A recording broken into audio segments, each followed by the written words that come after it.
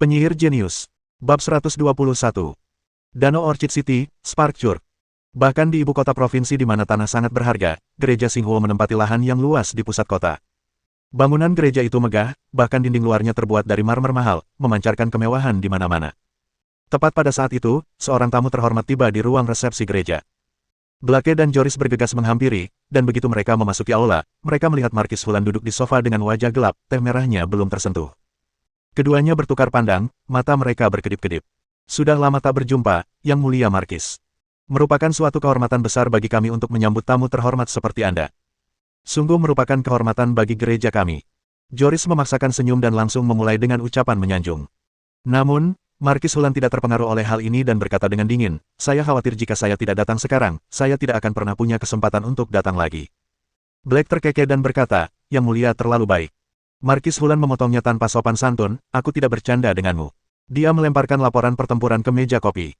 Hanya dalam 2 bulan, 1 Earl, 3 Viscount, dan 13 Baron di bawah komandoku telah terbunuh, semuanya oleh Sunan yang terang-terangan menerobos masuk ke rumah bangsawan lalu pergi dengan penuh kemenangan. Sekarang semua bangsawan di wilayahku hidup dalam ketakutan, takut suatu hari Sunan, dewa pembunuh itu, akan datang mengetuk pintu mereka. Bahkan aku, seorang markis, sama sekali tidak merasa aman.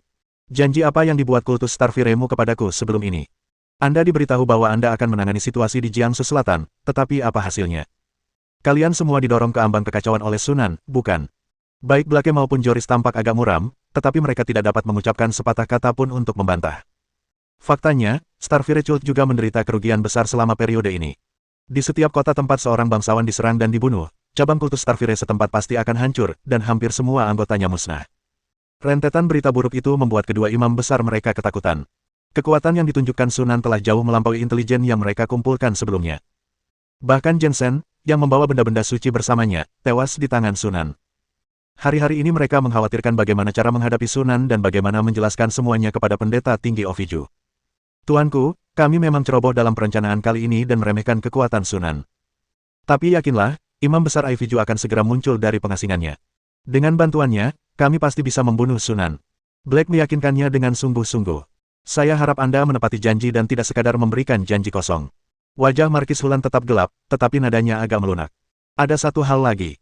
Kamu tadi bilang biaya produksi golem batu sangat tinggi, dan Sunan jelas tidak bisa memproduksinya secara massal. Tapi apa yang terjadi sekarang? Berita dari Provinsi Soman menunjukkan bahwa setidaknya ada 3 pasukan golem yang muncul secara bersamaan di garis depan dari wilayah Flash, masing-masing terdiri dari 2 hingga 300 golem batu, yang totalnya mungkin 8 atau 900. Ini sama sekali berbeda dari yang Anda katakan. Bagaimana Anda menjelaskannya? Blake dan Joris bertukar pandang, keduanya tampak agak heran. Mereka tidak sepenuhnya yakin tentang itu, karena pengaruh kultus Starfire belum meluas ke dalam pasukan, dan kecepatan mereka dalam memperoleh laporan pertempuran tentu saja tidak dapat menandingi Markis Hulan. 8 atau 900 golem batu, jumlah itu cukup mencengangkan. Saat Mingming melawan Markis Jinyan, Flash Territory hanya memiliki kurang dari 200 golem batu. Dari mana sumber daya di Jiangsu Selatan yang bisa membuat begitu banyak boneka golem? Ekspresi wajah Joris tiba-tiba berubah, dan dia berkata, "Pondok di hutan." Blake segera menyadari apa yang terjadi, mengangguk setuju, dan berkata, "Benar sekali, itu pasti kabin di hutan lebat yang mendukung Sunan di balik layar. Kalau tidak, pendapatan dari wilayah bersinar saja tidak akan cukup untuk mendukung Sunan dalam membuat begitu banyak golem." Pondok hutan. Markis Hulan tampak agak terkejut dan ragu. "Aku sudah mendengar beberapa hal tentang organisasi sihir ini, tapi bukankah pondok hutan selalu dikenal rendah hati dan jarang ikut campur dalam urusan negara lain?" Joris mencibir, "Mungkin dulu begitu, tapi sekarang Sunan kemungkinan besar sudah bergabung dengan pondok hutan. Entah apa yang dia gunakan untuk membujuk penyihir lain, tapi dia pernah menghancurkan banyak cabang gereja kita sebelumnya. Jadi merekalah yang melakukan itu." Raut wajah Markis Hulan tampak menyadari sesuatu. Dia sebelumnya mendengar bahwa gereja-gereja Sparkchurch di banyak kota telah diserang, dan dia bertanya-tanya kekuatan apa yang berada di baliknya. Dia tidak pernah menyangka itu adalah kabin dalam kegelapan. Namun tak lama kemudian, ekspresi Markis Hulan berubah agak tidak menyenangkan. Salah satu dari mereka, Sunan, sudah cukup merepotkan. Kalau kabin di hutan lebat itu ditambahkan, bagaimana mungkin mereka bisa mengatasinya? Tiba-tiba, Markis Hulan merasakan sedikit penyesalan. Haruskah saya mengambil sikap dan berpihak pada keluarga kerajaan terlalu dini? Mungkin sebaiknya kita menunda dan menunggu sampai kita memiliki gambaran yang lebih jelas tentang situasi tersebut sebelum mengambil keputusan. Melihat perubahan pada ekspresi Marquis of Lakeland, Joris dan Blake tahu persis apa yang dikhawatirkan satu sama lain. Tepat saat Blake hendak menyampaikan kata-kata penghiburan, sebuah suara yang agak tua tiba-tiba mencapai telinganya. Pondok di hutan tidak terlibat dalam insiden ini. Joris dan Black tiba-tiba berbalik, wajah mereka menunjukkan keterkejutan dan kegembiraan. Imam besar, kamu telah keluar dari karantina.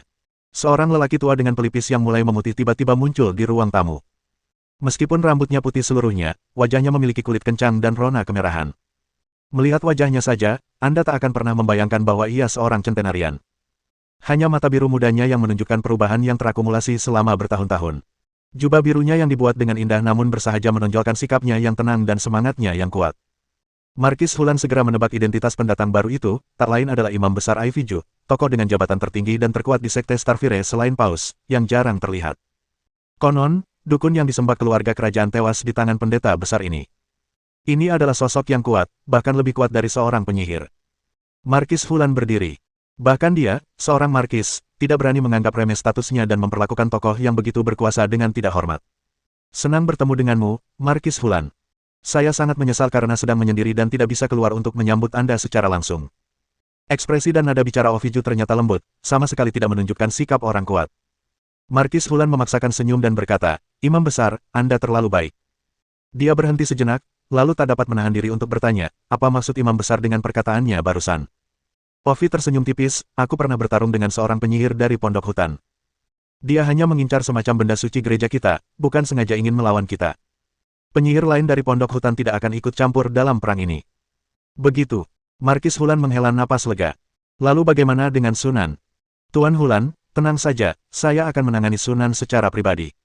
Sunan adalah tulang punggung wilayah bersinar. Setelah dia mati, wilayah bersinar tak akan ada yang perlu ditakuti. Mendengar jaminan pribadi Oviju, ekspresi Markis Hulan menjadi rileks, dan senyumnya akhirnya menjadi lebih tulus. Kalau begitu aku serahkan pada Imam Besar Oviju. Saya menunggu kabar baikmu. Di ruangan yang tenang, Sunan mengamati buku di tangannya dengan saksama. Ini adalah benda suci yang ia peroleh dari Jensen. Ia kemudian mengetahui dari pengikut Starfire lainnya bahwa buku itu disebut Kitab Bintang. Kumbang emas lainnya disebut kumbang emas, yang juga merupakan benda suci dari kultus Starfire.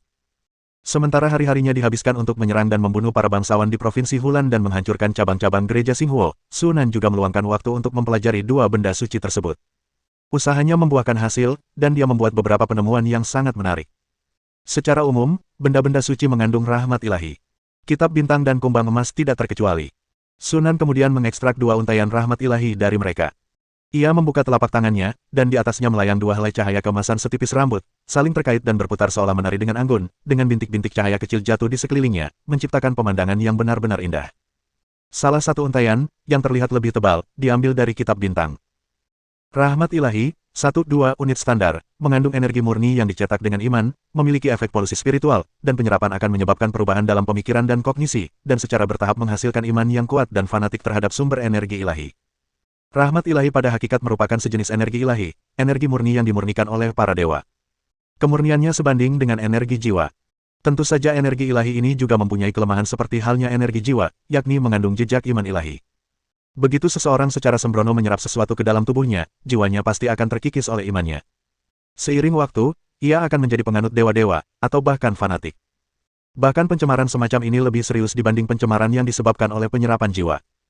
Menyerap jiwa yang berbeda hanya akan menimbulkan konflik antara kesadaran, pikiran, ingatan, dan emosi, yang mengakibatkan kebingungan mental, hilangnya akal sehat, dan berbagai efek samping lainnya. Namun, pada dasarnya, keinginan diri sendiri tetap berlaku, dan sebagian besar keinginan diri sendiri tetap dipertahankan. Namun, erosi iman berbeda. Jejak iman yang terkandung dalam rahmat ilahi akan secara paksa mendistorsi kehendak dan kognisi si penyerap. Sekalipun ingatanmu masih sama dan kau masih terlihat seperti orang normal, kesadaran, pikiran, dan emosimu sebenarnya telah mengalami perubahan yang luar biasa, mengubahmu menjadi boneka yang kehilangan kemauannya sendiri dan menganggap para dewa sebagai yang tertinggi. Hal ini benar-benar tidak dapat ditoleransi oleh seorang penyihir, magang, yang mencari penemuan jati diri dan kebenaran. Jika diberi pilihan antara menjadi orang gila dan menjadi boneka, sang penyihir, magang, lebih memilih yang pertama. Namun, yang mengejutkan Sunan, dua untaian rahmat ilahi yang diekstraknya dari Kitab Bintang dan kumbang emas, meskipun mengandung jejak keyakinan, memberinya perasaan yang sangat kaku. Rasanya seperti kehilangan kendali dan hanya mengikuti program yang telah ditentukan sebelumnya. Ia agak mirip dengan golem dalam tradisi sihir. Jika keilahian di balik rahmat ilahi ini telah runtuh, maka rahmat ilahi tersebut beserta jejak iman di dalamnya pasti telah sirna sepenuhnya. Karena rahmat ilahi dan tanda-tanda keimanan masih ada, berarti para dewa di baliknya masih ada, atau lebih tepatnya, mereka belum sepenuhnya binasa. Disegel. Dalam tidur, Sunan menggelengkan kepalanya. Sejauh pengetahuannya, Sparkchult baru ada kurang dari 50 tahun. Sebelum ini, apa yang disebut sebagai Dewa Bintang hampir tidak mendapat perhatian apapun. Kepercayaan yang begitu lemah dan nyaris tidak ada, kecuali dari beberapa dewa yang sangat kuat, tidak dapat dipertahankan oleh sebagian besar dewa selama lebih dari 1000 tahun. Bahkan dalam keadaan tersegel atau tertidur pun tidak akan berhasil. Untuk sesaat, Sunan benar-benar bingung. Apa sebenarnya Dewa Bintang di balik kultus Starfire ini? Setelah merenung sejenak, Sunan menggelengkan kepalanya dan berhenti mengkhawatirkan masalah itu, mengalihkan perhatiannya ke hal lain. Meskipun rahmat ilahi memiliki banyak kekurangan, pada akhirnya, semua itu disebabkan oleh jejak iman. Dengan kata lain, begitu jejak keimanan dihilangkan, rahmat ilahi akan menjadi energi yang benar-benar murni dan tidak terkontaminasi. Ia dapat sepenuhnya menyerap dan meningkatkan kekuatan spiritual. Hal ini berbeda dengan pencemaran jiwa. Kesadaran, ingatan, pikiran, dan emosi jiwa merupakan bagian tak terpisahkan dari jiwa, dan tidak dapat dihilangkan kecuali seluruh jiwa dihancurkan. Namun jejak keimanan dapat dihapus. Justru karena sifat anugerah ilahiyah inilah maka banyak sekali penyihir yang berlomba-lomba menangkap para dewa untuk diambil tenaga ilahiyahnya, disucikan dan dimanfaatkan untuk menambah kekuatan rohaninya. Murid penyihir biasa, termasuk Sunan sendiri, secara alami tidak mampu menghilangkan jejak keimanan. Tapi dia punya Rubik's Cube. Sembari menggabungkan dan memperkuat benda serupa, Rubik's Cube juga melemahkan atau bahkan menghilangkan efek sampingnya. Hal yang sama berlaku untuk darah naga asli dan ember darah dewa.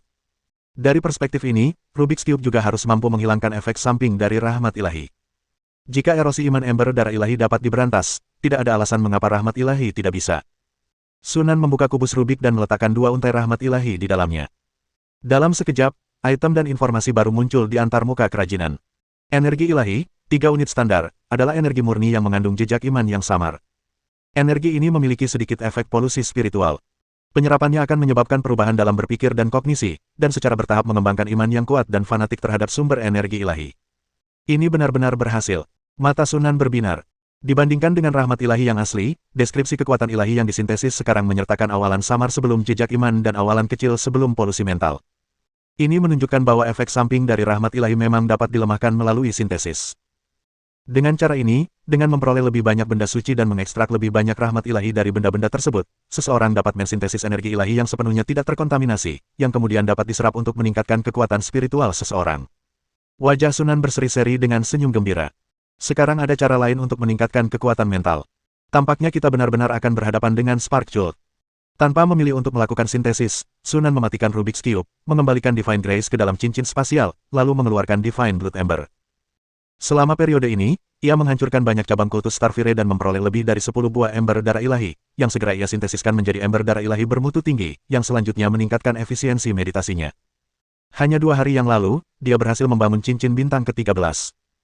Kekuatan mentalnya juga meningkat menjadi 38,13. Diperlukan 5 cincin bintang lagi.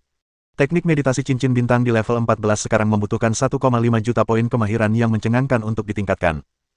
Saat ini saya memperoleh sekitar 4.300 poin kemahiran melalui meditasi setiap hari, dan akan memakan waktu sekitar 12 bulan untuk membangun cincin bintang ke-14. Namun, jika kita dapat menggunakan energi ilahi untuk meningkatkan kekuatan spiritual kita, itu akan mempersingkat waktu secara signifikan. Bab 122. Pada tahun 1254 kalender cahaya bintang, bulan api yang berkobar Juli. Flash Territory melancarkan serangan 2 arah, secara bersamaan menyerang provinsi Soman dan Zisu. Pasukan bersinar, yang dipimpin Legiun Golem dan Kavaleri Batu Hitam, menyapu medan perang dengan momentum yang tak terhentikan, menyebabkan pasukan Provinsi Soman dan Provinsi Bambu Ungu menderita kekalahan berulang kali. Bulan buku, Agustus. Markis Flash secara pribadi memimpin pasukannya ke jantung Provinsi Soman, dengan pasukannya mencapai Wall, salah satu dari 3 benteng militer teratas di provinsi tersebut. Dalam pertempuran ini, pasukan Flash secara telak mengalahkan para pembela kota Vol. Seluruh garnison yang berjumlah 30.000 orang dihancurkan, dan Markis dari Soman, yang secara pribadi memimpin pertahanan kota, terbunuh dalam pertempuran. Berita itu menimbulkan sensasi di seluruh kerajaan bintang. Para bangsawan kerajaan yang tadinya begitu pongah dan lantang mengumumkan niatnya untuk menumpas para pemberontak, tiba-tiba terdiam. Meskipun putra tertua Markis Soman mewarisi gelar dan segera mengambil alih komando pasukan, jelas bagi semua orang bahwa jatuhnya provinsi Soman hanyalah masalah waktu. Dengan berperang melawan 2 provinsi besar sendirian dan meraih kemenangan gemilang, Shining Territory sekali lagi menunjukkan kekuatan militernya yang tangguh kepada semua orang. Lakeland City, Zack's Tavern. Kerumunan itu pun riuh. Di bawah pengaruh alkohol, banyak tamu menyingsingkan lengan baju dan mulai berdiskusi hangat tentang perang terkini yang menjadi berita utama. Sepertinya provinsi Soman akan hilang. Wilayah Flashing terlalu kuat. Awalnya, kupikir Markis Flashing sudah gila dan ingin memberontak, tapi sekarang tampaknya mereka benar-benar percaya diri. Menurutku, keluarga kerajaan telah membuat kesalahan besar. Kenapa mereka harus memaksa orang-orang untuk pindah agama ke kultus api bintang tanpa alasan? Apa gunanya sekte sialan itu? Mereka bahkan tidak menyumbang setengah koin tembaga pun kepada kita. Set, kamu gila ya? Kalau ngomong di depan umum, kamu bisa ditangkap petugas. Yah, kurasa wilayah Flash akan segera tiba, tunggu saja. Itu belum tentu benar. Di sudut, Sunan mendengarkan celoteh di sekitarnya dan senyum tipis muncul di bibirnya. Tampaknya segala sesuatunya berjalan sangat lancar di pihak saudaraku juga. Setelah kita menyelesaikan pekerjaan malam ini, operasi di Provinsi Hulan akan berakhir. Kita akan langsung ke kota raksasa Nan dan memeriksa markas kultus api bintang. Di sanalah kita seharusnya bisa menemukan artefak suci itu. Selama periode ini, Sunan membunuh ratusan pendeta dan pendeta, tetapi masih tidak dapat menemukan satu pun benda suci. Ia memperkirakan bahwa hanya pejabat tinggi, seperti pendeta tinggi atau pendeta agung, yang akan memiliki benda-benda suci. Sudah larut, kita harus berangkat. Menatap malam di luar, Sunan mengeluarkan koin emas, meletakkannya di atas meja, dan bangkit untuk pergi. Hari sudah gelap gulita. Malam tiba di seluruh kota Hulan, dan bulan, yang menggantung tinggi di langit malam, tertutupi oleh awan gelap dan meredup. Malam yang gelap dan berangin adalah waktu yang tepat untuk bertindak. Sepanjang perjalanan, kami terus-menerus menjumpai penjaga yang berpatroli, dan semakin dekat kami ke pusat kota, semakin sering pula penjaga yang berpatroli itu muncul. Akan tetapi, orang-orang ini bertindak seolah-olah mereka tidak dapat melihat Sunan, melewatinya tanpa meliriknya sedikitpun. Tak lama kemudian, Sunan tiba di tempat tujuannya malam itu, istana tempat Markis Hulan tinggal. Seperti dugaan, tempat itu dijaga ketat, dengan tentara bersenjata lengkap terlihat baik di dalam maupun di luar. Banyak sekali prajurit yang mengepung rumah bangsawan itu, membuatnya hampir tidak bisa ditembus. Jelas, kematian sejumlah besar bangsawan bawahannya selama periode ini juga memberikan tekanan berat pada Markis Hulan. Dia sekarang selalu waspada terhadap Sunan yang datang ke pintunya. Jiangsu Selatan tidak gegabah muncul dan memaksa masuk. Jelas bagi siapapun yang punya otak bahwa Markis Hulan atau Starfirechult dapat menebak bahwa ini adalah tujuan akhirnya. Kemungkinan besar kedua belah pihak sudah memasang jebakan di istana bangsawan, tinggal menunggu kita masuk ke dalam jebakan mereka. Meskipun Sunan tidak takut, dia tidak berniat untuk masuk begitu saja dengan bodohnya. Dengan sedikit pikiran, golem yang tak terhitung jumlahnya muncul entah dari mana di jalan utama di depan rumah bangsawan dan menyerbu ke arah gerbang tanpa mengucapkan sepatah kata pun. Serangan tiba-tiba itu mengejutkan para penjaga, yang kemudian dengan cepat bereaksi. Serangan musuh. Teriakan-teriakan itu, yang naik turun, tiba-tiba memecah kesunyian malam, terdengar jauh di balik kegelapan. Kobaran api tiba-tiba muncul dari dalam istana raja, dan seluruh isi istana seketika mendidih bagai minyak panas yang disiram air. Sementara itu, para golem yang menyerbu telah menabrak pertahanan luar istana bangsawan. Yang memimpin kelompok itu adalah golem baja. Seorang perwira berpangkat tinggi mengayunkan pedangnya ke arah golem baja itu, bila pedangnya berkilauan dengan aura pertempuran. Ia tampak berusaha menghentikan golem itu dengan kekuatan kesatrianya yang luar biasa, tetapi golem baja itu menghancurkannya dan pedangnya hanya dengan satu pukulan. Mengikuti dari belakang, lebih banyak lagi golem yang menyerbu masuk. Area di depan istana bangsawan itu langsung berubah menjadi medan pertempuran darah dan daging yang berterbangan. Menghadapi ratusan golem setingkat ksatria, para prajurit ini, yang paling banyak memiliki kekuatan ksatria magang, sama sekali tidak mampu menahannya. Kadang-kadang, seorang perwira ksatria akan bergerak, tetapi laba-laba bermata dua yang melesat keluar dari kegelapan akan dengan cepat dipotong menjadi beberapa bagian. Hanya dalam waktu 2 atau 3 menit, golem itu berhasil menerobos pertahanan, menghancurkan gerbang dan dinding, lalu menyerbu ke dalam rumah bangsawan, di mana ia bertemu dengan para penjaga yang bergegas keluar dari dalam. Dibandingkan dengan pertahanan luar, penjaga di dalam istana bangsawan jelas jauh lebih elit. Pemimpinnya bahkan merupakan seorang ksatria legendaris dari ring pertama, yang sendirian menahan golem baja, sehingga sangat mengurangi tekanan pada prajurit dan perwira lainnya. Tidak jauh dari sana, Sunan berdiri di atap sebuah gedung, dengan tenang menatap pertempuran di bawah. Dia tidak terburu-buru.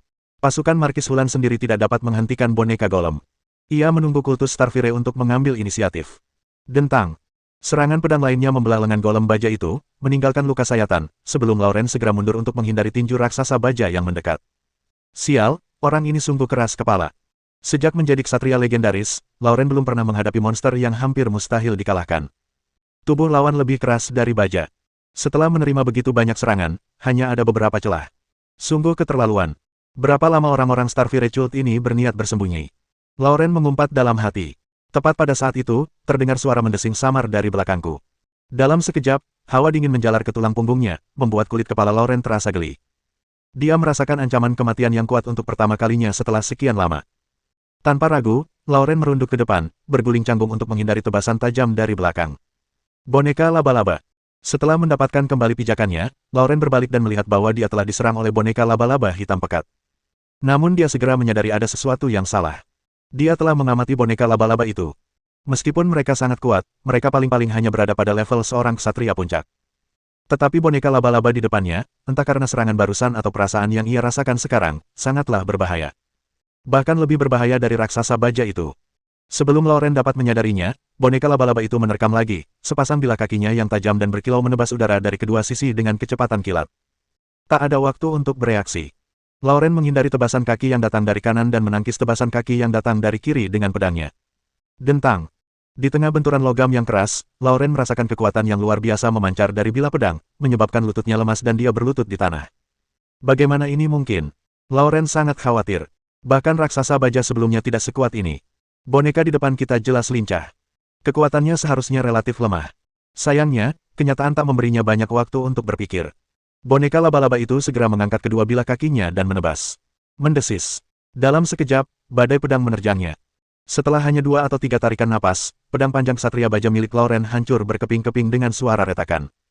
Deretan bayangan bilah pedang yang rapat langsung merobek perisai auranya, dan rasa sakit yang hebat menyapu seluruh tubuhnya dalam sekejap. Pada saat sebelum kesadarannya terjun ke dalam kegelapan abadi, Lauren hanya memiliki satu pikiran dalam benaknya. Legenda Jalan Lingkar Kedua. Ini adalah boneka tingkat legendaris dari cincin kedua. Dengan kematian Lauren, para penjaga pun segera runtuh. Tepat pada saat itu, tiba-tiba terdengar desahan dari kejauhan. Segera setelah itu, seberkas cahaya biru yang mengerikan menembus kehampaan bagai kilat, menyambar laba-laba bermata dua yang telah membunuh Lauren. Dengan suara dentuman, laba-laba itu terlempar puluhan meter jauhnya, menabrak pohon, dan berguling lebih dari 10 kali di tanah sebelum akhirnya berhenti. Pada saat yang sama, sejumlah besar ksatria yang mengenakan baju zirah dan jubah peta bintang bergegas keluar dari segala arah dan menyerang golem tersebut. Yang Mulia Sunan, silakan keluar. Ovid berjalan keluar koridor, diikuti oleh Marquis of Lakeland, Joris, dan Breck. Ketiganya tampak agak muram. Mereka bersusah payah memasang jebakan ini, menunggu Sunan jatuh ke dalamnya, tetapi mereka tidak menyangka pihak lain bahkan tidak muncul, memaksa mereka untuk mengambil tindakan lebih cepat dari jadwal. Mengingat situasi saat ini, jika Sunan bertekad untuk melarikan diri, maka mereka bisa melupakan rencana menghentikannya malam ini. Yang mengejutkan mereka, tak lama setelah Ovidiu selesai berbicara, sesosok tiba-tiba muncul di gerbang, yang telah lama berubah menjadi reruntuhan. Itu Jiangsu Selatan. Saat melihat Sunan, Marquis Hulan, Joris, dan Blake secara bersamaan mengungkapkan ekspresi campur aduk antara kesal dan khawatir. Hanya Ovi yang tetap tenang, dan malah berbicara dengan nada lembut. Senang bertemu dengan Anda, Yang Mulia Sunan. Imam Besar Ovidiu. Sunan mengangkat sebelah alisnya dan melirik sekilas ke kalung berbentuk bintang di dada orang itu. Dia baru saja menyaksikan pihak lain mengubah kalung berbentuk bintang itu menjadi tombak biru tua dan melemparkannya, membuat laba-laba bermata dua itu terbang hanya dengan satu pukulan. Fakta bahwa kalung berbentuk bintang ini dapat melukai laba-laba pedang kembar level 2 yang legendaris dengan satu pukulan jelas menunjukkan bahwa itu juga merupakan relik suci. Aoi mengangguk sedikit, diam-diam menyetujui dugaan Sunan. Karena kamu sudah menunjukkan dirimu, itu berarti kamu juga ingin menyelesaikan masalah dengan kami, kan? Itu benar. Sunan tersenyum tipis.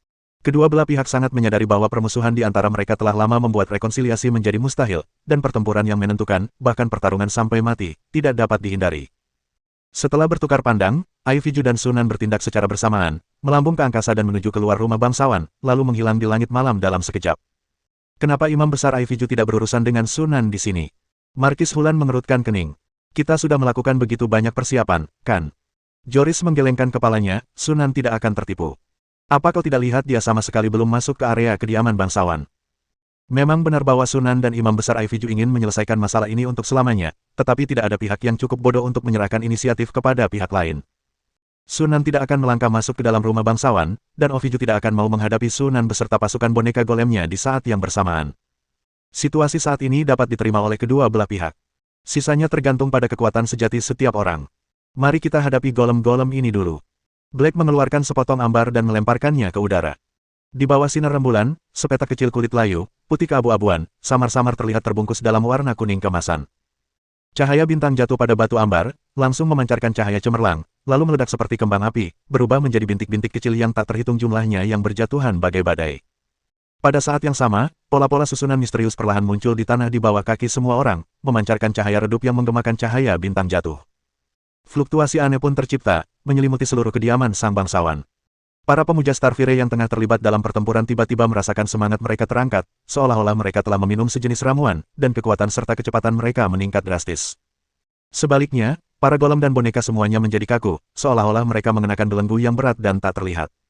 Situasinya tiba-tiba berbalik. Kini, kultus Starfire secara halus mulai menguasai. Namun, Black dan Joris tidak bernapas lega. Yang pertama menghunus pedang panjangnya, sementara yang kedua membuka kitab bintang di tangannya. Keduanya memandang laba-laba bermata dua yang merangkak masuk dari luar reruntuhan dengan sangat waspada. Ini benar-benar musuh yang tangguh. Langit berbintang dan bima sakti yang familiar itu kembali terlihat lagi. Sunan menatap Oviju di seberangnya dan bertanya dengan rasa ingin tahu, berapa banyak benda suci yang dimiliki kultus api bintang.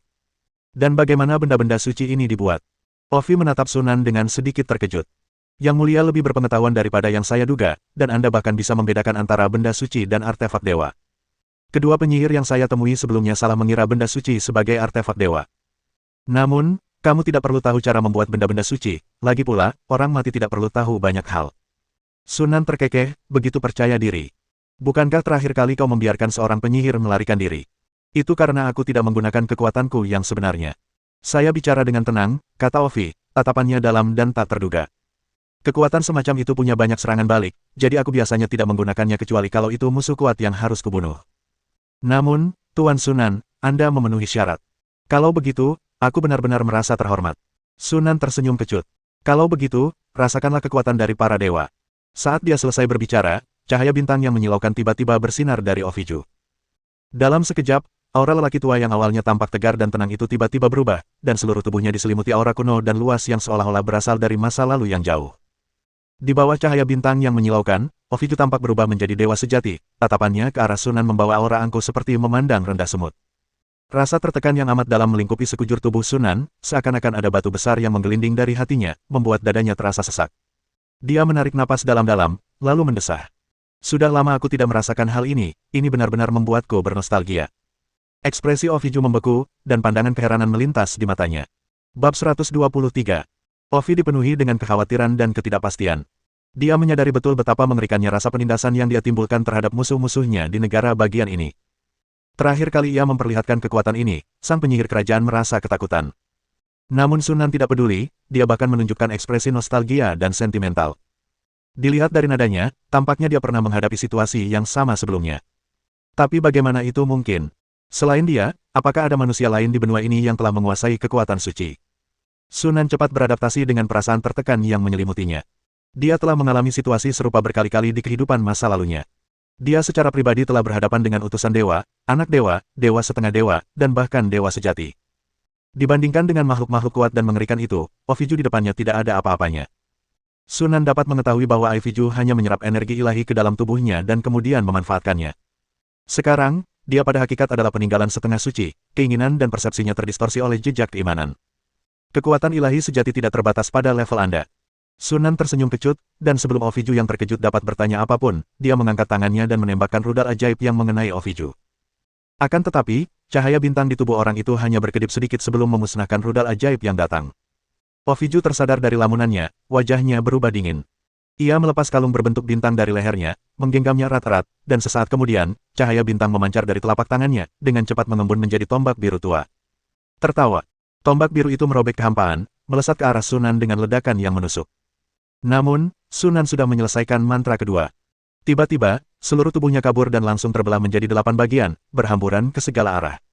Teknik bayangan cermin. Salah satu sosok itu tertusuk tombak biru tua dan hancur seperti gelembung. Hantu. Ovi mendengus dingin, mengeluarkan kitab bintang, dan menepuk-nepuk halaman-halamannya dengan telapak tangannya. Gelombang tak terlihat langsung menyebar, dan kemanapun gelombang itu lewat, sosok-sosok Sunan hancur berkeping-keping, hanya menyisakan tubuh aslinya. Sunan tidak peduli. Memanfaatkan kesempatan ini, ia sudah merapal mantra Lightness, Tenacity, dan Shield pada dirinya sendiri, dan mantra lain pun siap.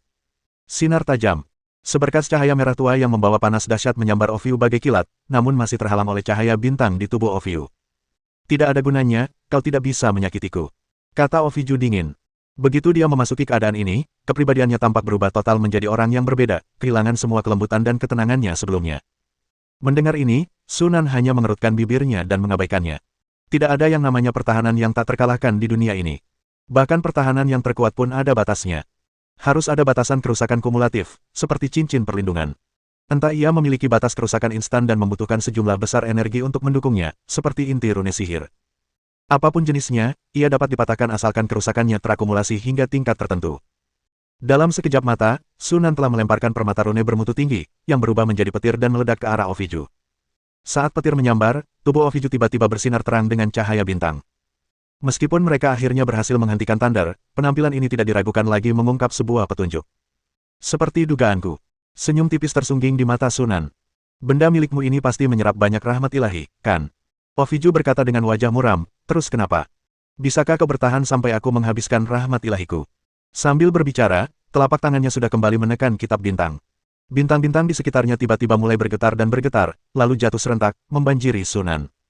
Sosok Sunan berkelebat berkali-kali, menghindar sambil cepat melemparkan permata rune bermutu tinggi untuk melakukan serangan balik.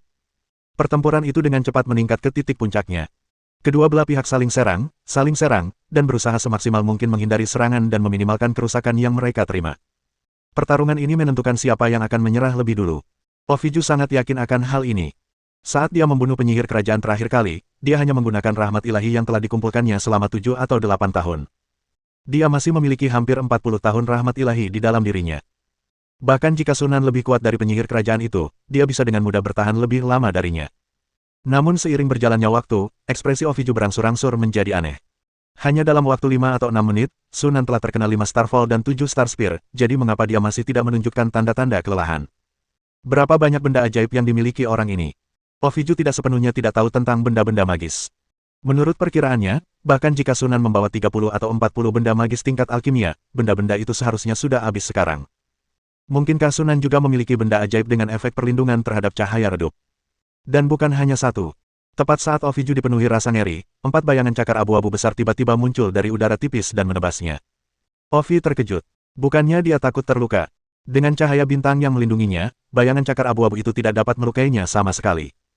Yang membuatnya ngeri, keempat bayangan cakar abu-abu ini menyedot hampir 4 tahun kasih karunia ilahinya. Kekuatan ini jelas lebih dari sekadar secercah cahaya. Ovi benar-benar ketakutan. Detik berikutnya, lebih banyak bayangan cakar abu-abu muncul di sekeliling mereka. Kali ini jumlahnya ada 6.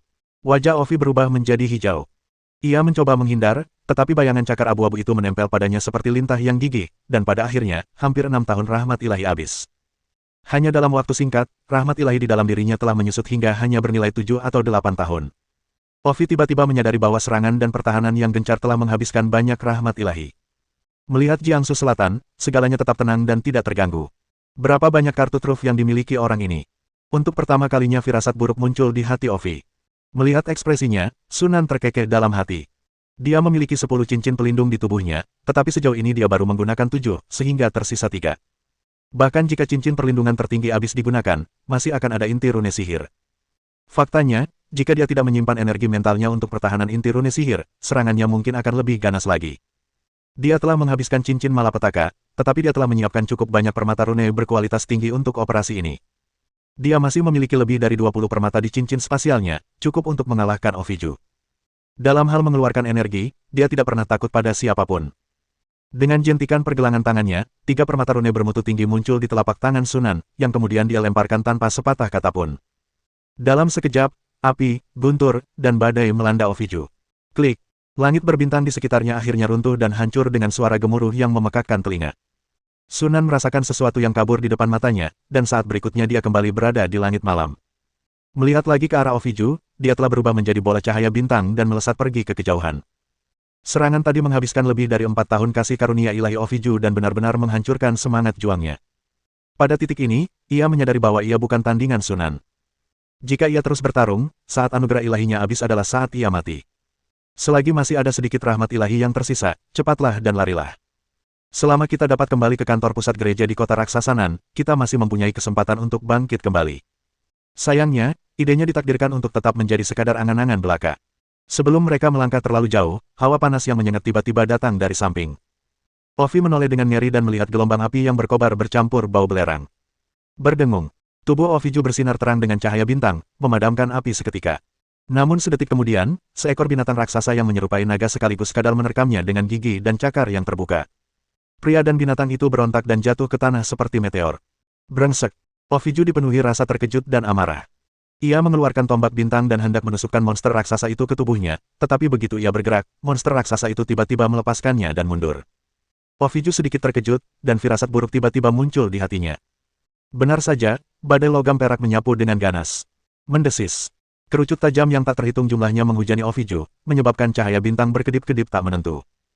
Setelah bertahan selama 2 atau 3 napas, cahaya bintang akhirnya pecah, dan kerucut tajam yang tak terhitung jumlahnya langsung menembus tubuh Oviju. Imam besar kultus Starfire langsung berubah menjadi sosok berlumuran darah. Tunggu. Dia hanya berhasil mengucapkan satu suku kata pendek sebelum Oviju tercabik-cabik menjadi awan kabut darah.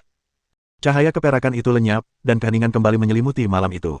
Sunan perlahan mendarat di tanah, melirik Yinlong, dan melihat bahwa Yinlong tidak terluka, dia mengalihkan perhatiannya ke benda-benda yang jatuh ke tanah. Sebuah buku, dan kalung berbentuk bintang. Dengan menggunakan tangan si penyihir, Sunan mengambil buku-buku dan kalung itu ke tangannya, merasakannya sejenak, lalu mengangguk diam-diam. Anugerah ilahi yang terkandung dalam kitab bintang ini sedikitnya 4 atau 5 kali lebih besar daripada anugerah yang saya peroleh dari Jensen sebelumnya. Itu masuk akal, mengingat itu adalah benda suci yang dipegang oleh imam besar, dan kekuatannya jauh melampaui benda sebelumnya. Kalung berbentuk bintang itu mengandung lebih sedikit rahmat ilahi, mirip dengan kitab bintang sebelumnya. Rahmat ilahi yang diekstraksi dari kedua benda suci ini, dipadukan dengan apa yang telah diekstraksi sebelumnya, seharusnya cukup untuk mensintesis energi murni yang sepenuhnya tak terkontaminasi. Pikiran untuk meningkatkan kekuatan mentalnya dengan cepat membuat Sunan merasa jauh lebih bahagia. Rasa sakit karena menghabiskan puluhan ribu koin emas untuk permata rune tingkat tinggi selama pertempuran telah berkurang sedikit. Setelah menyimpan barang-barangnya, Sunan mengaktifkan kembali mantra levitasi dan terbang menuju rumah bangsawan. Di dalam istana, pertempuran terus berlanjut.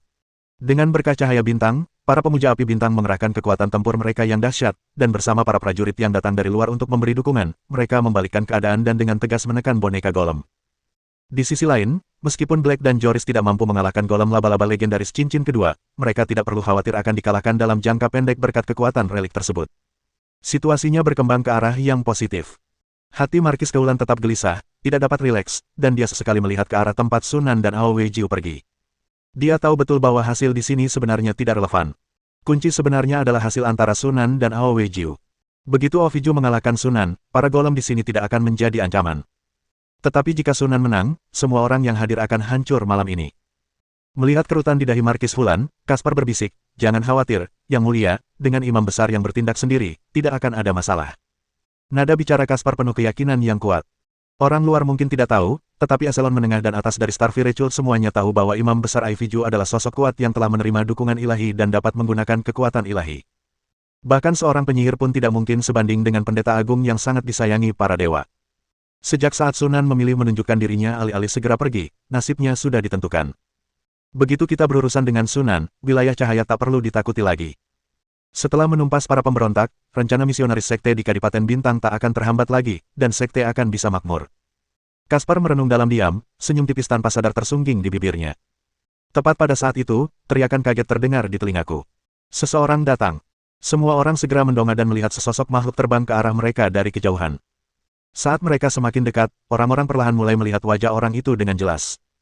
Ketika mereka melihat wajah muda itu dengan jelas, semua orang menatapnya dengan takjub. Kaspar menjadi pucat pasi dan berteriak ngeri. Mustahil. Bagaimana mungkin itu Sunan?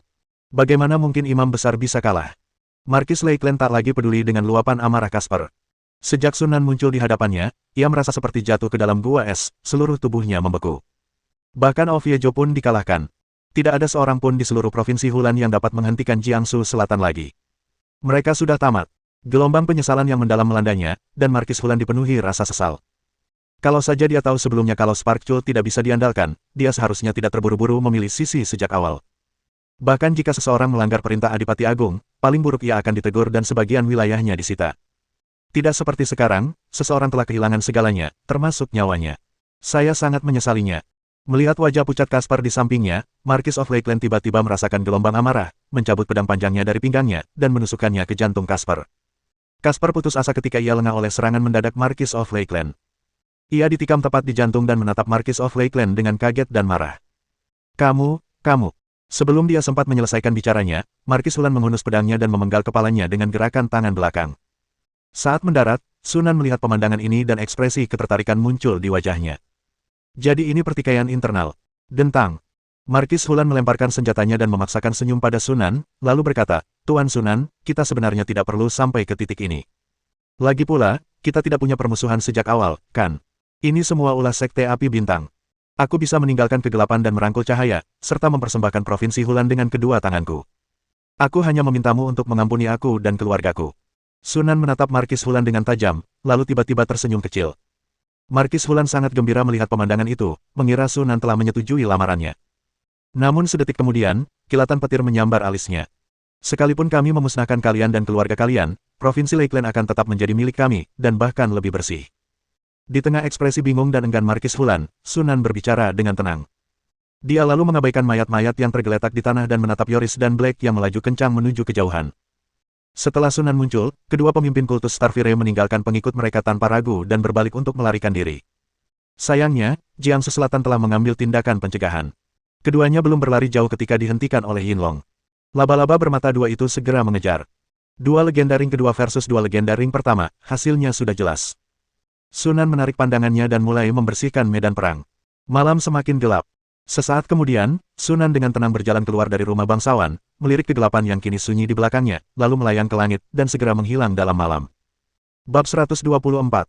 Pada tahun 1254 kalender bintang, bulan buku Agustus.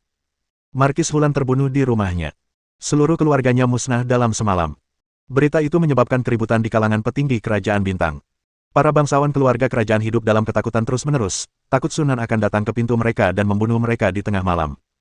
Provinsi Hulan juga terjerumus ke dalam keadaan tanpa pemimpin karena meninggalnya Markis Hulan dan punahnya semua ahli warisnya. Memanfaatkan kesempatan ini, Baron Starley, yang ditempatkan di kota Jinmai, memimpin pasukannya ke utara dan merebut 4 kota, termasuk kota Yaan, hanya dalam waktu setengah bulan, maju dengan momentum yang tak terhentikan. Jika sebagian besar pasukan Flash Territory tidak berada di dua provinsi lainnya, dan jika Baron Starley tidak memiliki sedikit pasukan, dia sendiri mungkin akan mampu mengambil alih seluruh provinsi Lakeland. Pada tahun yang sama, pada bulan panen, September, pasukan Flash merebut Soman, kota pusat provinsi Soman, dan Markis Soman yang baru diangkat ditawan. Pada titik ini, seluruh provinsi Soman jatuh ke tangan wilayah Radiant. Setelah beristirahat selama 3 hari, Markis Flash memimpin pasukannya untuk menyerang provinsi Bambu Ungu, bergabung dengan Baron Cowden, yang ditempatkan di Montgomery. Dalam waktu kurang dari sebulan, mereka merebut lebih dari 2/3 wilayah provinsi tersebut. Siapapun yang memiliki mata untuk melihat dapat melihat bahwa jatuhnya provinsi Zizu merupakan suatu kesimpulan yang sudah pasti. Di sisi lain, pasukan kerajaan provinsi Daun Merah masih terlibat pertempuran sengit dengan Markis Menara Putih. Meskipun mereka unggul, belum ada tanda-tanda mereka dapat menguasai provinsi Menara Putih dalam waktu singkat. Adapun provinsi Ransuang, masih dalam tahap pembangunan kembali, dan kekuatan militernya dapat diabaikan. Pada titik ini, jalannya perang telah berbalik sepenuhnya. Banyak orang yang sebelumnya optimis terhadap keluarga kerajaan dan mengejek mahkota cemerlang sebagai orang bodoh kini terdiam. Sebaliknya, retorika yang menganjurkan penggulingan monarki di wilayah bersinar telah menjadi semakin merajalela. Kedai, di dalam sebuah ruangan. Sunan menatap cahaya keemasan yang berputar perlahan di telapak tangannya, senyum gembira mengembang di wajahnya. Energi ilahi, 12 unit standar, energi murni yang sepenuhnya dimurnikan, mampu diubah menjadi bentuk energi apapun. Itu sukses. Energi yang sepenuhnya murni tanpa polusi. Setelah mengeluarkan semua rahmat ilahi dari benda-benda suci, Sunan akhirnya mensintesis 12 unit standar energi ilahi murni. Tanpa ragu, dia segera memutar jari-jarinya untuk membungkus cahaya keemasan di sekelilingnya, lalu menekannya ke alisnya. Dipandu oleh kekuatan spiritual yang tak terlihat, cahaya keemasan perlahan menghilang ke dalam ruang di antara alis. Rasa sublimasi yang familiar tiba-tiba muncul dari kedalaman pikiran saya. Ini adalah perasaan yang muncul akibat peningkatan kekuatan mental secara signifikan dalam waktu singkat. Sunan memejamkan matanya rapat-rapat dan dengan sabar mengubah energi ilahi menjadi kekuatan spiritual sedikit demi sedikit. Setelah waktu yang tidak diketahui, jejak terakhir energi ilahi akhirnya habis. Sunan membuka matanya dan segera membuka panel kendali. Kekuatan mental 41.26. Lumayan, meningkat 3,02%. Sunan tersenyum puas. Energi ilahi tidak mengecewakannya. Tanpa membangun cincin bintang baru, dibutuhkan setidaknya 3 atau 4 tahun meditasi untuk meningkatkan kekuatan mental sebanyak ini melalui pengembangan diri yang normal. Selain itu, pertumbuhan kekuatan mental juga dapat meningkatkan laju peningkatan kemahiran dalam teknik meditasi cincin bintang. Kita harus menunggu dan melihat berapa tingkat pertumbuhan pastinya setelah kita mendapatkan hasil aktualnya. Tapi itu tidak mendesak. Kita tangani dulu kultus Starfire. Sunan bangkit dan pergi ke jendela, membukanya dan melihat ke jalan. Setelah membunuh Oviju dan Markis Hulan, dia segera pergi ke kota Raksasanan di Provinsi Daun Merah. Ini juga merupakan markas besar Sparkcult. Setelah Adipati Agung Bintang menetapkan kultus Starfire sebagai agama negara, kota Raksasanan secara efektif menjadi wilayah kultus Starfire. Seluruh kota secara efektif telah diambil alih oleh kultus Starfire, dan bahkan para penjaga kota telah digantikan oleh apa yang disebut Ordo Suci Kultus Starfire. Para prajurit yang mengenakan baju zirah dan jubah bermotif bintang yang dilihat Sunan di rumah Markis Hulan malam itu adalah anggota Ordo Suci. Sunan awalnya mengira bahwa setelah kematian Aowejiu, kota Raksasanan akan berada di bawah darurat militer dan pertahanannya akan menjadi lebih ketat. Namun saat ia tiba di kota raksasa Nan, ia mendapati bahwa situasi sesungguhnya sangat berbeda dari apa yang ia duga. Kota itu tetap damai, dengan orang-orang datang dan pergi di jalan-jalan, seperti kota normal lainnya. Sebaliknya, para prajurit Ordo Suci yang bertugas di gerbang kota tampak agak khawatir dan linglung. Menurut para pengunjung kedai, tampaknya anggota Holy Order jarang terlihat berpatroli di jalan-jalan beberapa hari terakhir ini. Ibadah gereja Xinghuo yang digelar setiap 3 hari telah ditangguhkan beberapa kali. Berdasarkan berbagai petunjuk, tampaknya eselon atas kultus Starfire telah jatuh ke dalam kekacauan, sampai pada titik yang memengaruhi mereka yang berada di bawahnya. Sunan merasa ada sesuatu yang aneh. Sekalipun Ovijo telah mati, Starfire Cult tidak perlu panik begitu. Hanya imam besar yang meninggal, bukan paus. Sambil menggelengkan kepalanya, Sunan mengaktifkan jubah tembus pandangnya, melompat keluar jendela, dan menuju markas Starfire Cult.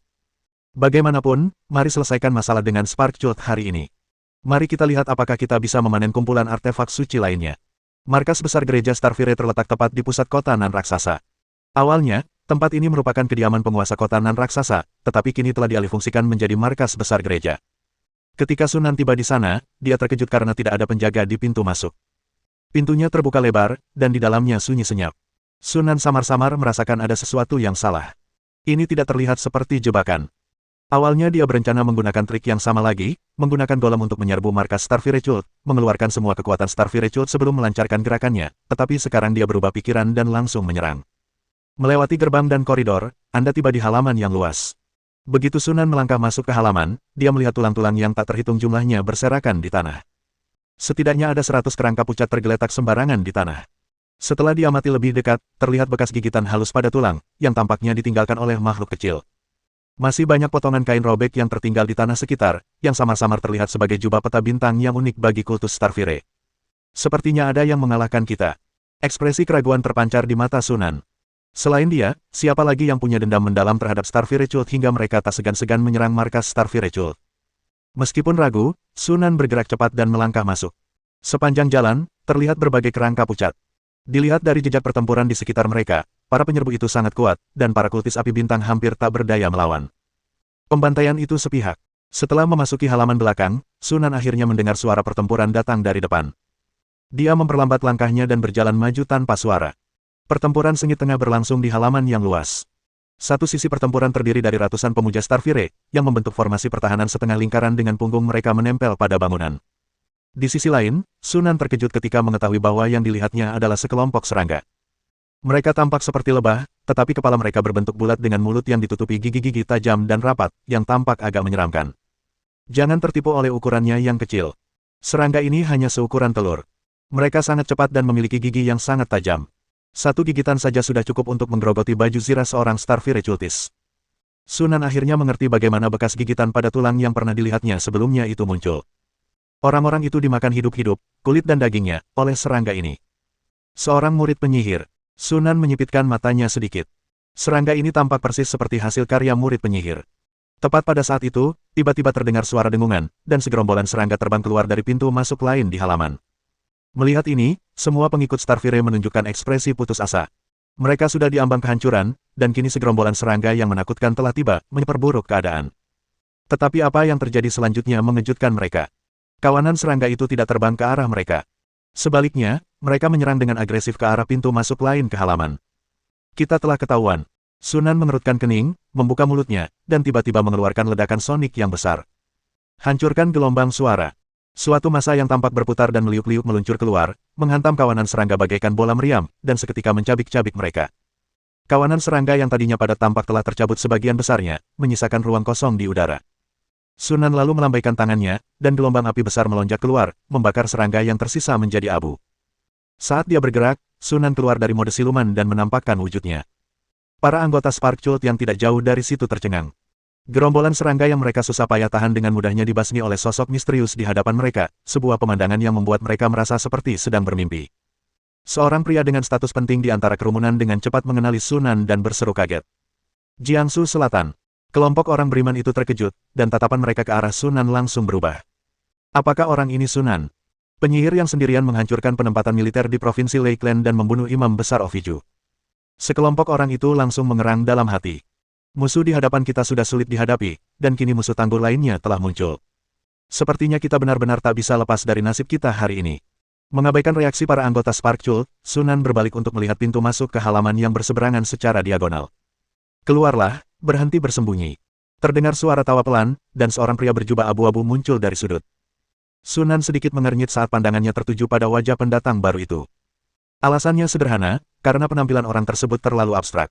Bentuknya seperti gabungan wajah manusia dan serangga, aneh sekaligus menakutkan, dan agak menjijikkan. Singkatnya, ini agak menguras kewarasan.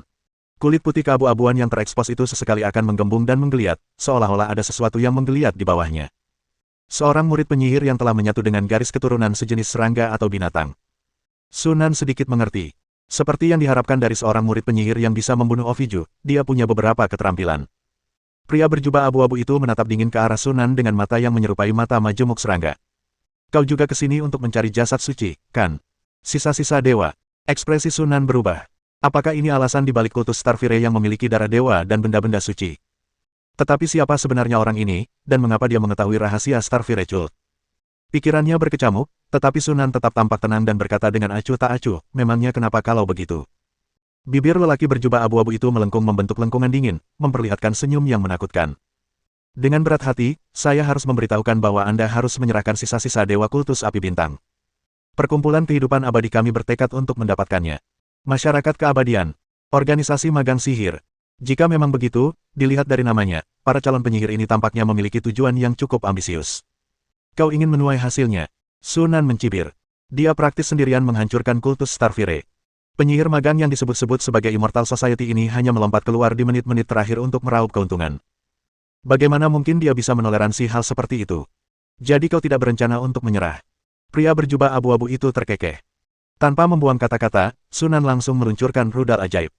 7 peluru ajaib bersiul saat menghantam lelaki berjubah abu-abu itu, yang tubuhnya meledak dengan keras, berubah menjadi serangga yang tak terhitung jumlahnya yang berhamburan dan terbang keluar dari halaman, hanya menyisakan ucapan dingin.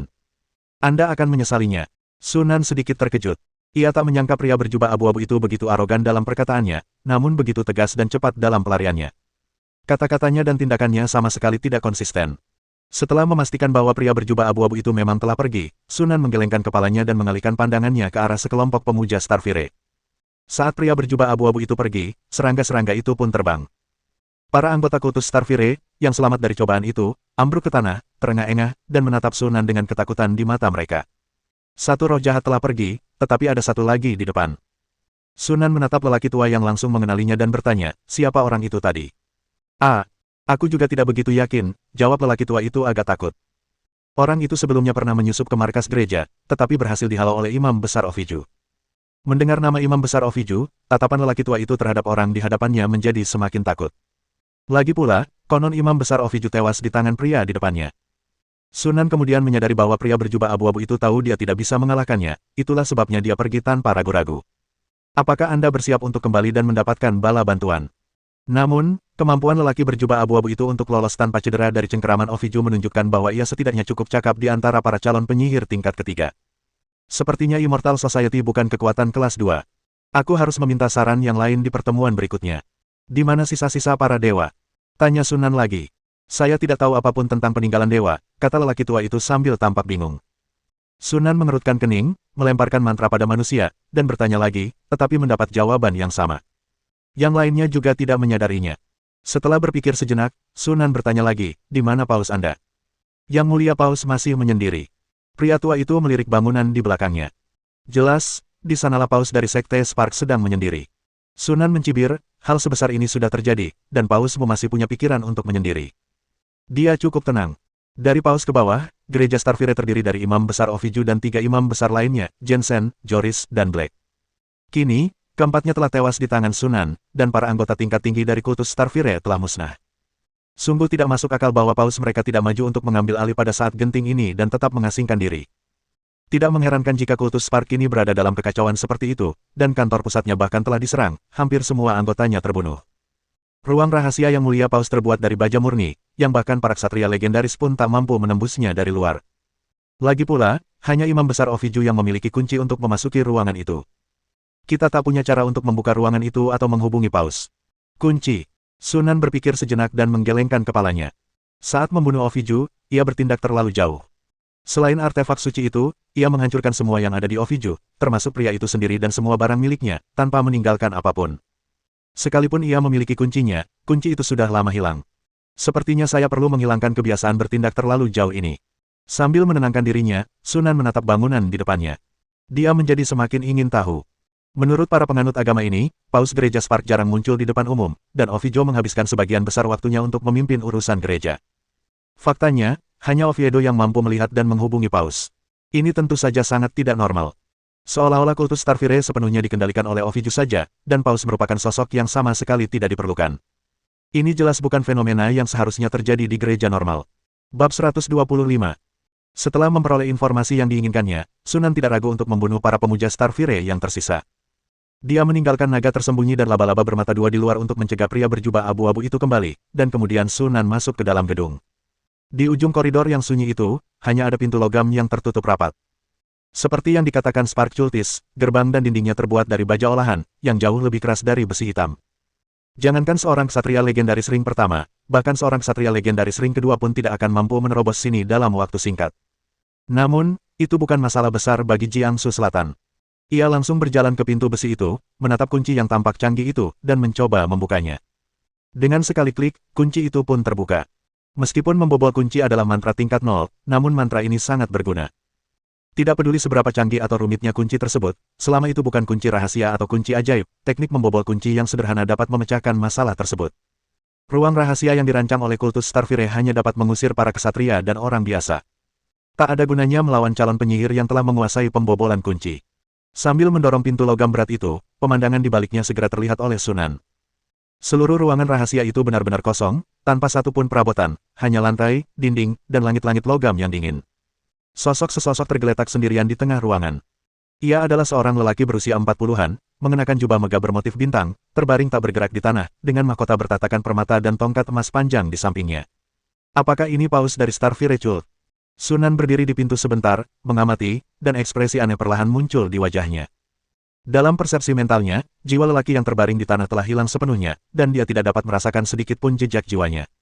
Anehnya, dia tidak mati. Tubuhnya masih menunjukkan tanda-tanda kehidupan. Seperti mayat hidup. Situasi aneh ini membuat Sunan sangat bingung. Dia melemparkan sinar pelemah ke arah lelaki itu, tetapi mantranya dinetralkan oleh kekuatan aneh setelah mengenai lelaki itu. Kekuatan ini memberinya perasaan yang sangat familiar. Rahmat ilahi.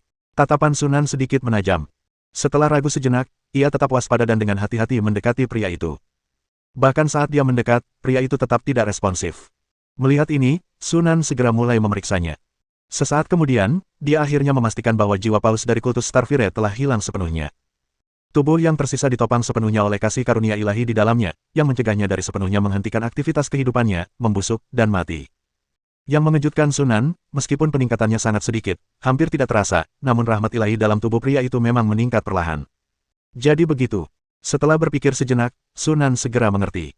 Paus Gereja Starfire ini sebenarnya telah menjadi mesin yang mampu menerima kekuatan iman dan mengubahnya menjadi rahmat ilahi. Dia tidak mempunyai kesadaran yang mandiri dan tidak mampu bertindak. Dia hanya mengandalkan rahmat ilahi untuk mempertahankan hidupnya, berbaring di ruang rahasia hari demi hari, mengubah kekuatan iman. Inilah sebabnya mengapa Paus dari kultus Starfire jarang terlihat di depan publik. Paus aslinya telah meninggal, dan yang tersisa hanyalah tubuh fisik. Orang yang benar-benar mengendalikan seluruh kultus Starfire di balik layar adalah imam besar mereka, Ovidio. Ini juga menjelaskan mengapa Ovidio mampu mengendalikan begitu banyak rahmat ilahi. Ternyata dialah yang memonopoli seluruh keagungan Tuhan di Starfire Cult. Masalahnya, manusia tidak dapat mengubah kekuatan iman menjadi rahmat ilahi. Fakta bahwa Paus dari kultus Starfire dapat melakukan ini pasti berarti ada alasan lain di baliknya. Ketika memikirkan jenazah dewa yang disebutkan lelaki berjubah abu-abu tadi, Sunan mendapat gambaran samar dalam benaknya. Dia dengan cermat memeriksa Paus Gereja Starfire dan segera menemukan sesuatu yang salah. Di tangan kanan Paus Gereja Starfire, jari manisnya jelas berbeda dari bagian lainnya, bahkan mengandung lebih banyak rahmat ilahi.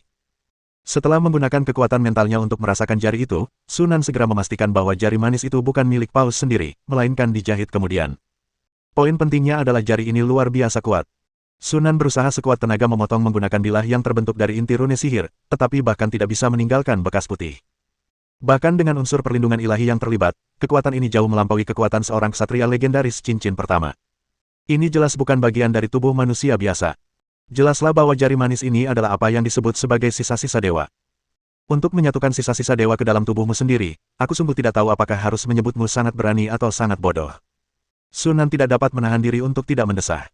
Dewa merupakan makhluk yang derajatnya tak terhitung banyaknya lebih tinggi daripada manusia, yang hakikat-hakikat hidupnya benar-benar melampaui manusia biasa. Sekalipun itu hanya bagian dari mayat seorang dewa, itu setara dengan sumber polusi yang sangat mengerikan bagi orang-orang biasa. Bahkan penyihir formal pun tidak berani menyatukan jasad dewa dengan diri mereka sendiri.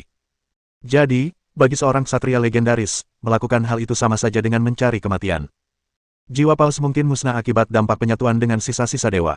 Kesadaran dan pikirannya lenyap sepenuhnya, dan tubuhnya secara halus diubah oleh sisa-sisa dewa menjadi alat untuk menyerap kekuatan iman dan mengubah rahmat ilahi.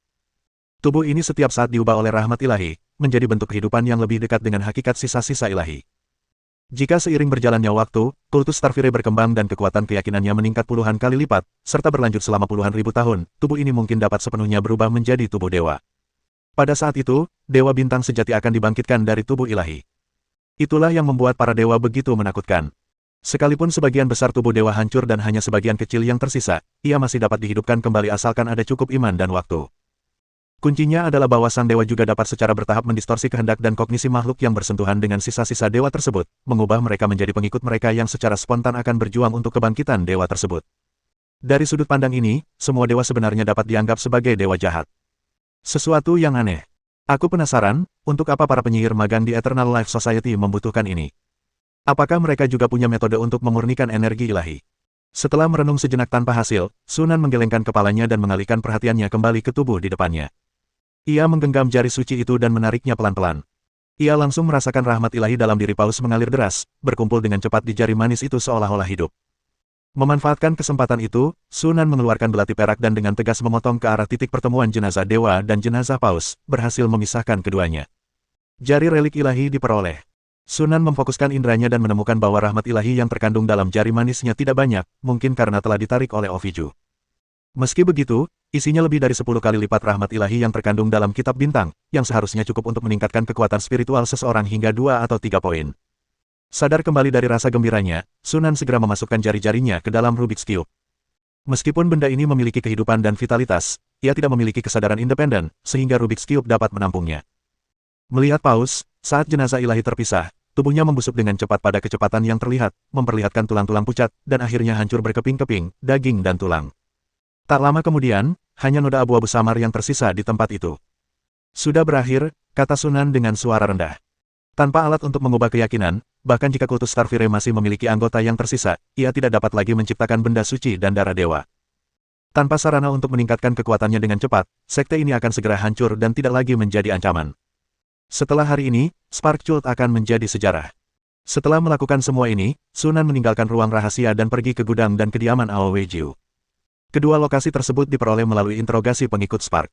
Jika ada hal baik yang tersisa di markas Starfire Cult, kemungkinan besar ada di dua tempat ini. Seperti yang diharapkan, Sunan menemukan sejumlah besar koin emas dan perhiasan di gudang, dengan perkiraan awal nilai total setidaknya 50.000 koin emas. Jumlahnya tidak besar, tetapi untuk gereja yang masih dalam tahap pengembangan, memiliki arus kas sebanyak ini cukup bagus. Cukup untuk membuat 2 atau 3 laba-laba bermata 2 tingkat legendaris. Sayangnya, mereka tidak menemukan banyak hal di kediaman Oviju, hanya beberapa catatan rahasia atau dokumen serupa. Sunan awalnya berharap menemukan 1 atau 2 benda suci. Setelah melakukan semua ini, Sunan meninggalkan kota raksasa Nan tanpa henti. Setelah menghancurkan Starfire Cult, misinya pada dasarnya selesai. Selanjutnya, kita harus kembali dan menangani sisa-sisa dewa dengan benar. Provinsi Daun Merah, Kota Berbintang. Jauh di dalam istana, Adipati Agung Fansing berjalan menyusuri koridor yang sepi dan sunyi, raut wajahnya dipenuhi kelelahan. Dengan latar belakang rambut putihnya yang lebat, ia tampak semakin tua dan kuyu. Semakin banyak berita buruk datang dari garis depan. Tentara kerajaan tidak mampu mengalahkan pasukan Markis Menara Putih dan terjebak dalam kebuntuan. Namun, para pemberontak maju dengan penuh kemenangan ke medan perang Provinsi Zizu, menyapu bersih semua yang ada di hadapan mereka. Surat-surat yang memohon bantuan dari Markis Zizu terus berdatangan, tetapi keluarga kerajaan tidak memiliki cukup pasukan untuk dikirim guna mendukungnya. Jika ini terus berlanjut, Provinsi Zizu mungkin tidak akan bertahan sebulan sebelum jatuh ke tangan pemberontak. Situasinya telah memburuk ke titik yang sangat buruk. Mengapa hasilnya jadi seperti ini? Adipati Agung Fansing mendesah lelah, teringat pada penyihir bernama Sunan yang pernah disebutkan oleh kultus Starfire. Dia tahu lebih banyak tentang penyihir daripada kebanyakan orang. Bagaimanapun, keluarga kerajaan pada awalnya menyembah seorang penyihir.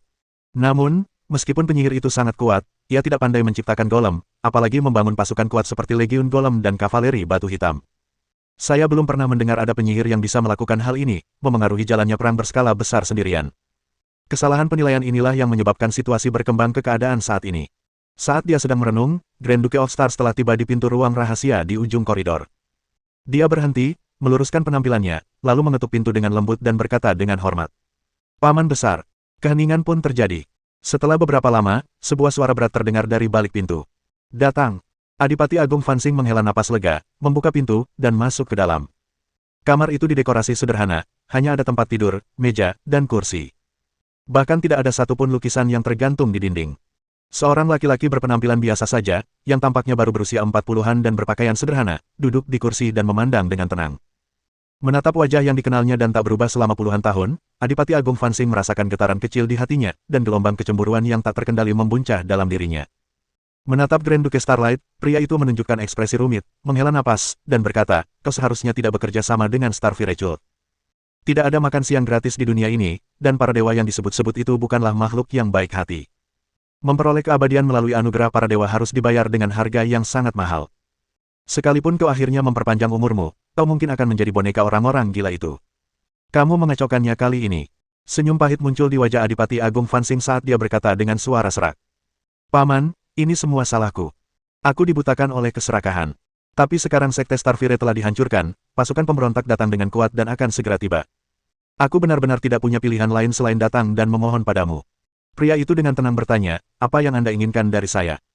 Adipati Agung Fansing buru-buru berkata, aku mohon paman buyutku untuk membunuh Sunan. Jika Sunan mati, aku masih punya kesempatan untuk mengalahkan para pemberontak.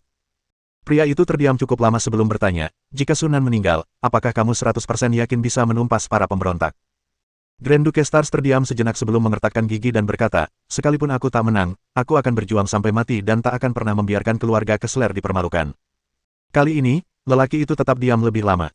Tepat ketika Duke of Stars merasa gelisah, pria itu akhirnya berbicara. Baiklah, aku akan pergi mencari Sunan. Terima kasih, Paman Buyut. Adipati Fansing sangat gembira mendengar hal ini. Paman Buyut saya sudah menjadi ksatria legendaris cincin ketiga 50 tahun yang lalu. Dengan dia bertindak, ada peluang besar untuk mengalahkan Sunan. Faktanya, jika bukan karena kultus Starfire terkutuk yang menggunakan keabadian untuk memikatnya, dengan paman buyutnya di sana, dia tidak akan peduli sama sekali terhadap ancaman kultus Starfire, apalagi bekerja sama dengan mereka. Siapa sangka kultus Spark begitu tak berguna. Mereka selalu bersikap arogan, seperti gembala, tapi kenyataannya, mereka tak tertandingi. Sebelum mereka sempat bertahan, Sekte Spark telah dimusnahkan oleh Sunan. Benar-benar tercela. Bagaimanapun, fakta bahwa paman buyut saya bersedia turun tangan dan membantu memberi kami harapan bahwa krisis ini dapat diselesaikan. Melihat paman buyutnya melambaikan tangannya, Adipati Fansing dengan bijak berpamitan dan pergi. Namun saat ia menoleh, ia tidak melihat tatapan penuh arti yang diberikan paman buyutnya. Pada tahun 1254 kalender cahaya bintang, selama bulan tirai musim gugur Oktober, pasukan Flash menaklukkan provinsi Zizu dan menguasainya sepenuhnya. Mereka kemudian bergerak ke utara dan bergabung dengan pasukan yang dipimpin oleh Baron Starley, mengambil alih seluruh provinsi Lakeland hanya dalam waktu 1 bulan. Pada titik ini, 4 dari 7 provinsi kerajaan langit berbintang telah jatuh ke tangan wilayah bersinar. Provinsi lain, White Tower, juga merupakan bagian dari Shining Territory Alliance. Satu-satunya provinsi yang masih di bawah kendali keluarga kerajaan adalah Provinsi Redleaf dan Provinsi Froststein. Provinsi Ransuang belum pulih kekuatannya, dan kekuatan tempurnya hampir tidak ada apa-apanya. Satu-satunya provinsi yang masih memiliki kekuatan untuk bertarung adalah Provinsi Daun Merah. Dengan perang yang telah berlangsung sampai titik ini, bahkan orang yang paling optimis pun tidak lagi percaya bahwa keluarga kerajaan dapat membalikkan keadaan. Pada tahun 1254 kalender cahaya bintang, bulan turunnya embun beku November. Pasukan Flash dan pasukan Pagoda Putih berkumpul di perbatasan Provinsi Daun Merah, dan perang pun tak terhindarkan. Bersambung,